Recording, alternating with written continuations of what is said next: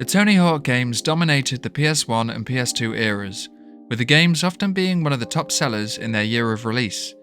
But how would they fare on the next generation of consoles?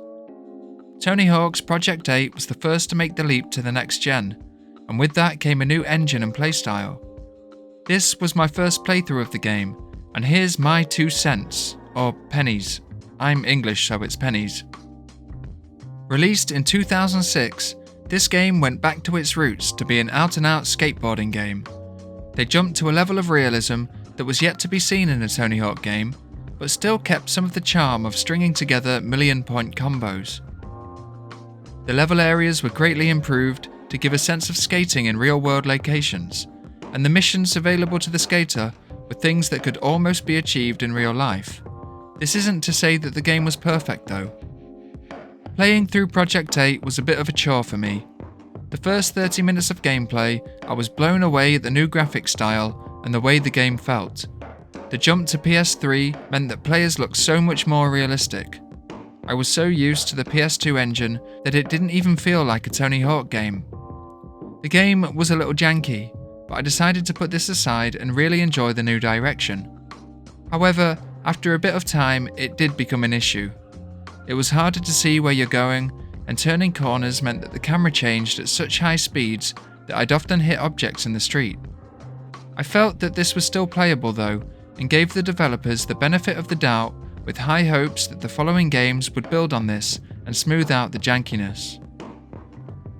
In terms of missions, these had been completely revamped. There was a lot less of, do a trick on this dinosaur to build a half-pipe, or find all these drugs to cure a hangover. Now it was about owning spots. Sounds a bit like Skate. I had to do long grinds, big jumps and long manual combos. Each mission had an easy, medium and hard version, and depending on how big or how long your trick was, you'd earn different rewards. The aim of the game was to get up the rankings in skateboarding and go from number 200 into the top 8 and become part of Tony Hawk's new skate team, Project 8.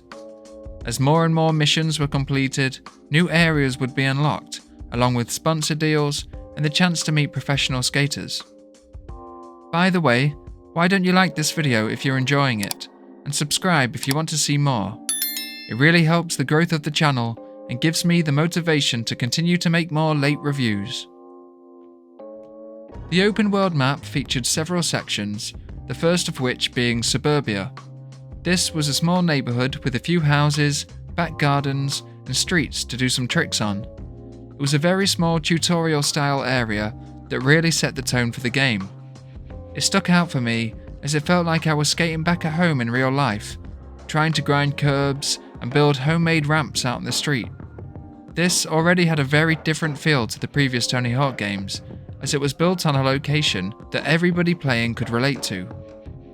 Behind a gate at the back of one of the gardens was a beautiful concrete park, and I felt that I was back to being a kid and looking out waiting for the next time that I'd be allowed to go.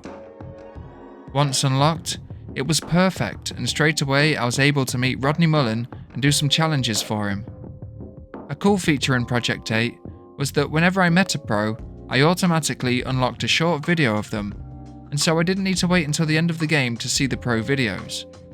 This was a nice touch, and I remember thinking how amazing it would be as I went through the game and met more and more pro skaters. Other levels included the Capitol, the school, the slums, and Main Street. These were very well made, however some were definitely better than the others. I felt like the map often got convoluted with too many areas and challenges, and I'd get lost or confused at where I was meant to go next, or what I'd already done. The game featured a very different lineup to the original games, with new skaters being brought into the roster. Dustin Dolan, Paul Rodriguez and Stevie Williams were amongst those new faces who I'd be able to meet in the game. It was nice to see new people, however I did miss the original bunch. At least Bob Burnquist was still there. Blink-182 drummer Travis Barker was also unlockable. I was going to say how this was a weird choice, but looking back, having Eddie from Iron Maiden as an unlockable character was probably even more obscure. Project 8 included a new feature called Nail the Trick. This was a sort of Matrix bullet time slow-mo feature that slowed down time and allowed me to control each foot individually. This meant that I could do a series of late flips that weren't really available in the earlier games. This could be abused to create the most insane tricks possible, or impossible in this case, but I really enjoyed trying to get as many variations into the one trick as I could. It was a little tricky learning exactly how each foot movement would affect the board, but it made me think a little bit more about the real-life physics of skateboarding. I think that people playing these games were so used to pressing left and square to do a kickflip that we maybe stopped thinking about how we're actually using our front foot to flip the board.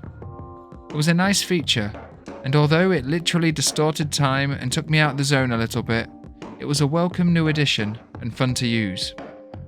I'm going to be completely honest with you, the soundtrack didn't have that same feel for me in Project 8. There were some bangers as usual, but something just didn't sit right with me. 80 on 80 by Legitimate Business took me back to the earlier games with its ska punk feel and really hit the demographic, but this was one of the only ones that managed it. But I do have to give a big shout out to Super Sucker's Goodbye, which was my go-to track for this game.